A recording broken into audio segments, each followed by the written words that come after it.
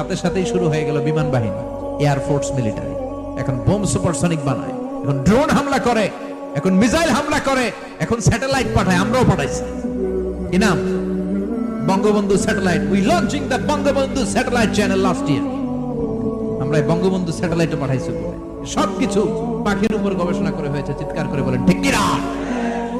এজন্য আল্লাহ ডেকে বললেন, গোলাম ওরা কি পাখির দিকে তাকায় না? পাখির দিকে যদি নজর করে একটিবারে তাকাতো, নাস্তিক আর নাস্তিক থাকতে পারতো না। এজন্য নাস্তিকদের জন্য সূরার ভিতরে ডোজ আছে, আই ওপেনার আছে। সর্বশেষ আল্লাহ একটা প্রশ্ন দিয়ে এই সূরাটা শেষ করলেন। প্রশ্নটা শুনবেন, শুনবেন সবাই। আল্লাহ বললেন, কুল আরাআইতুম ইন আসবাহা মাউকুম গাওরান ফামান ইয়াতিকুম বিমাইম মাইন। বলো দেখি সবে, শুকাইয়া যদি যায় এই পৃথিবীর পানি, তাহলে হেথায় তটনির ধারা কে দিবে সবারে আনি? কে দিবে আনি? একদিন সকালবেলা ঘুম থেকে উঠছেন, টয়লেটে যাবেন, মুখ ধোবেন, স্কুলে যাবেন, অফিসে যাবেন, কাজে যাবেন, যায় দেখেন টিউবওয়েল চাপতেছেন, পানি নেই। ট্যাপ ছাড়লেন, পানি নাই। চোখের মধ্যে ময়লা, নাকে ময়লা। টয়লেটে যাবেন, পানি নাই। পুকুরে নাইমা দেখেন পানি নাই। বিশাল বিশাল মেশিন বসিয়ে মাটির নিচ থেকে ভূগর্ভস্থ পানি ওঠানোর চেষ্টা করলেন, একটা পানি নাই। এক ফোঁটা পানি গোটা বিশ্বে কোথাও নাই। কে দিব পানি আপনারে? পানি সম্পদ মন্ত্রী দিব, ডোনাল্ড ট্রাম্প দিব, শেখ হাসিনা দিবে? কেউ দিতে পারবে? এক ফোঁটা পানি বানানোর ক্ষমতা আমাদের নয়। ঠিক কিনা? পানির বৈজ্ঞানিক নাম হচ্ছে H2O। কি নাম? এই দেশে H2 নিয়ে কত কথা আছে না নাই? হাইড্রোজেনের দুইটা মলিকিউল, অক্সিজেনের একটা মলিকিউল। এই দুইটা গ্যাস, হাইড্রোজেন আর অক্সিজেন, দুই গ্যাস একসাথে মিলাইলে কি হয়? কথা বলেন। মিঠা নদীর পানি। সুবহানাল্লাহ পড়েন। আল্লাহ বললেন, ঘুম থেকে উঠে যদি দেখো পৃথিবীর সব পানিগুলো একেবারে পৃথিবীর নিচে চলে গেছে, কোন মাধ্যম দিয়ে এক ফোঁটা পানির জোগাড় আর বন্দোবস্ত করা যায় না, কে তোদেরকে পানি এনে দিবে? কথা কন। আল্লাহ ছাড়া এক ফোঁটা পানি এনে দেওয়ার মতো ক্ষমতা কারো আছে নাকি? আবার পানি থেকে পৃথিবীর সব কিছুরে বানালো কে? ওয়াজআলনা মিনাল মাই কুল্লা শাইইন হাই আফালা ইউমিনুন। আল্লাহ বললেন, পানি থেকে গোটা বিশ্বের সব আমি বানালাম। সব জীবিত জিনিস তৈরি হয়েছে পানি থেকে। এটা কোরআনের কথা। কার কথা? আর ১৫০০ বছর পর বিজ্ঞানীরা এখন বলছে পানি থেকেই সব প্রাণ এসেছে। সুবহানাল্লাহ পড়েন। বিজ্ঞানীদের রিসার্চে এসেছে পৃথিবীর সর্বপ্রথম যে প্রাণীটার উৎপত্তি, এটার নাম নাকি অ্যামিবা। কি নাম? It's a very small unicellular organism in the world. এককোষী শৈবাল অ্যামিবা এসেছে পানি থেকে, ওদের কথা। তারপরে এসেছে জুপ্লাঙ্কটন, ফাইটোপ্লাঙ্কটন, ব্যাকটেরিয়া প্লাঙ্কটন, একটার পর একটা ডেভেলপ করেছে। সব এসেছে পানি থেকে। পানি নাই তো কিচ্ছু নাই। পানি হচ্ছে প্রাণের ব্লুপ্রিন্ট। চিল্লায় বলেন ঠিক কিনা? পানির মধ্যে সব প্রাণের অস্তিত্ব রেখে দিয়েছে কে? আবার ফলের মধ্যে আল্লাহ পানি দিয়ে বললেন, আন্না সাবাবনাল মাআ সাব্বা। যেখানে যতটুকু পানির দরকার, রসের দরকার, সব রস দিল কে? ক্ষীরার ভিতরে পানি আছে না নাই? কলার ভিতরে, আপেলের ভিতরে, তরমুজ, তরমুজে তো পুরাই পানি। কথা গন। ডাবের ভিতরে কে দিল? নাকি আমনে বানাইছেন? কেউ বানাতে পারে? এই পানিগুলো দিল কে? আবার আল্লাহ বললেন, মারাজাল বাহরাইনি ইয়ালতাকিয়ানি বাইনাহুমা বারযাখুন লা ইয়াবগিয়ান ফাবিআইয়ি আলাই রাব্বিকুমা তুকাযযিবান। দুই দিকে সাগর বয়ে যায়, একদিকে এলো না পানি, একদিকে মিঠা পানি, একসাথে সাগরটা বয়ে যায়, কিন্তু মাঝখানে এমন ব্লকেজ, একটার পানি আরেকটার সাথে মিশে না, আটকায় রাখলো কে? দেখছেন আপনারা কোথাও এটা? কই দেখছিলেন? গোয়ালন্দ, বুড়িগঙ্গার এখানে একসাথে পানি বয়ে যায়। এই জায়গায় পানি, এই জায়গায় পানি মিলে না, মিশে না। দাউদকান্দির এখানেও আছে, মিশে না।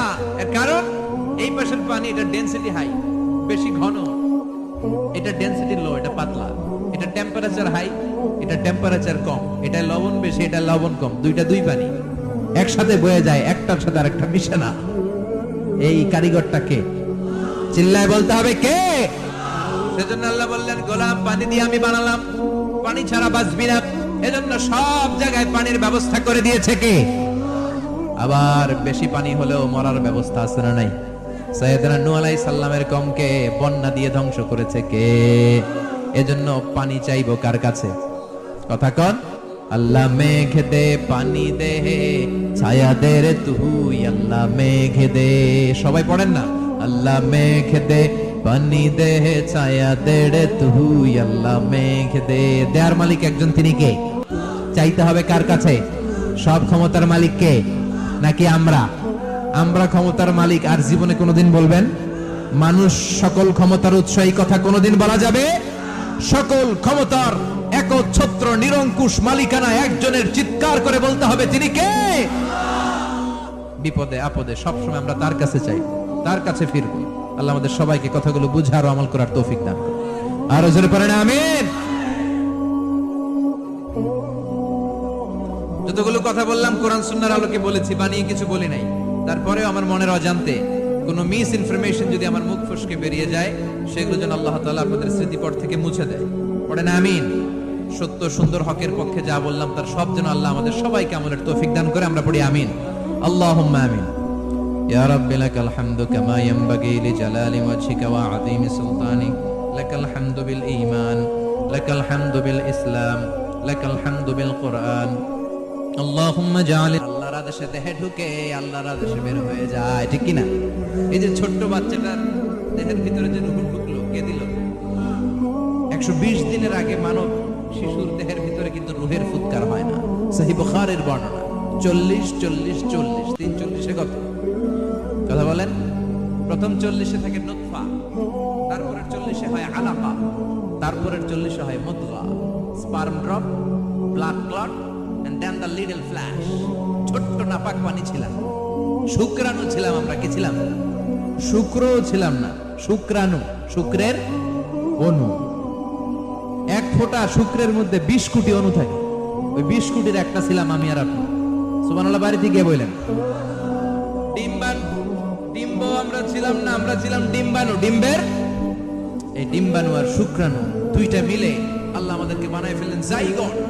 সেখান থেকে এমব্রয়ো, তারপরে আস্তে আস্তে ইনিশিয়াল স্টেজ গুলো শেষে একটার পর একটা স্টেজ পার করে তিনি আমাদেরকে বানালেন আলাকা। সেখান থেকে মুদগা, আমাদের দেহের ভিতরে তিনি স্কেলিটন ভরে দিলেন, কঙ্কাল, মাথার স্কাল দিলেন, খুলি দিলেন, নাক কান গলা দিলেন, আমার রেসপিরেটরি সিস্টেম চালু করে দিলেন। কত ছোট ছিলাম আমি, ক্ষুদ্র ছিলাম আমি।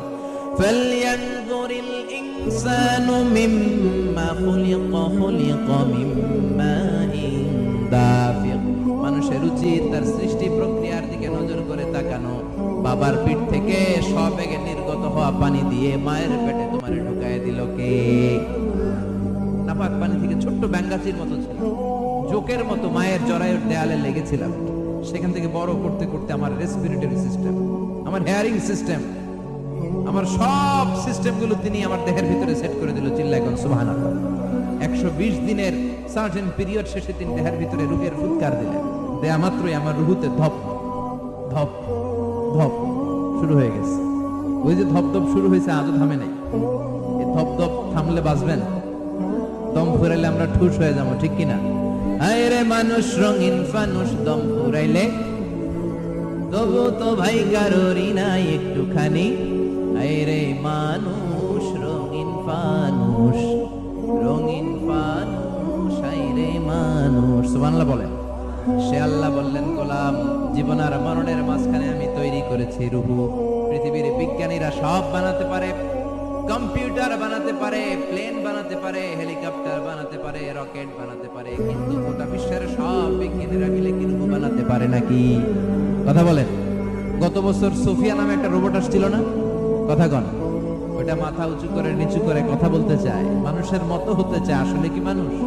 ওটার মধ্যে কি রূহ আছে? রূহ বানাইতে পারবে কেউ? এই রূহ নিয়ে যে কত গবেষণা, মুমূর্ষ রোগীদের উপর গবেষণা চালিয়েছে অনেক। বুলেট প্রুফ গ্লাসের ভিতরে মুমূর্ষ রোগীকে রেখে রেখে তারা চেক করতে চেয়েছে আমেরিকান বিজ্ঞানীরা যে রূহ কোন দিক দিয়ে বের হয়। তারা ওজন করে দেখে মানুষ মরে গেলে কোন লাশের ওজন বেড়ে যায়, কোন লাশের ওজন কমে যায়, যেটাতে কমে গেছে 2-1 কেজি কমে যায়, তার অবাক, কিরা আগে ছিল 80 কেজি, এখন হচ্ছে 78 কেজি, তার মানে 2 কেজি নাই, এটাই রুহ। এটাই কি? এটা হচ্ছে গবেষণার ধাপ। অনেকগুলো মডিউল তারা আনে, অনেক মুমূর্ষু রোগীকে ক্লাস ফিডিং করা, ইন্টেনসিভ কেয়ারে রেখে তারা অবজার্ভ করে।